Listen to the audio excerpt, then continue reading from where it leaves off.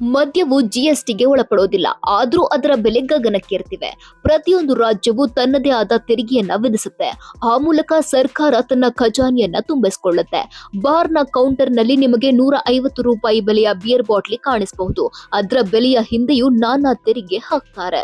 Beer ವೆಚ್ಚದ ಅತಿದೊಡ್ಡ ಪಾಲನ್ನ ರಾಜ್ಯ ಸರ್ಕಾರ ಭರಿಸುತ್ತದೆ. ಇದರಲ್ಲಿ ಅಬಕಾರಿ ಸುಂಕ, ವ್ಯಾಟ್ ಮತ್ತು ಹಲವು ಸಂದರ್ಭಗಳಲ್ಲಿ ಹೆಚ್ಚುವರಿ ಸೆಸ್ ಸೇರಿವೆ. ಹಲವು ರಾಜ್ಯಗಳಲ್ಲಿ ಈ ತೆರಿಗೆಯು ಒಟ್ಟು ಬೆಲೆಯ 50%ಕ್ಕಿಂತ ಹೆಚ್ಚು ಪಾಲನ್ನ ಹೊಂದಿದೆ. ಉದಾಹರಣೆಗೆ ಕರ್ನಾಟಕದಲ್ಲಿ ಬಿಯರ್ ಮೇಲಿನ ತೆರಿಗೆ 52%ಕ್ಕಿಂತ ಹೆಚ್ಚಿದೆ. ಮಹಾರಾಷ್ಟ್ರದಲ್ಲಿಯೂ ಸಹ ಅಬಕಾರಿ ಸುಂಕಗಳು ಹೆಚ್ಚಾಗ್ತಾ ಇದ್ದು, ಬಿಯರ್ ಬೆಲೆಗಳು ನೇರವಾಗಿ ಗ್ರಾಹಕರ ಜೇಬಿನ ಮೇಲೆ ಬೀಳ್ತಾ ಇದೆ. ಒಂದು ರಾಜ್ಯದಲ್ಲಿ ಬಿಯರ್ನ ಎಂಆರ್ಪಿ ₹150 ಒಟ್ಟು ತೆರಿಗೆ ಸುಮಾರು 50%ರಷ್ಟಿದ್ರೆ ಸುಮಾರು ₹75 ಹಣ ನೇರವಾಗಿ ಸರ್ಕಾರದ ಖಾತೆಗೆ ತೆರಿಗೆಯಾಗಿ ಹೋಗುತ್ತೆ.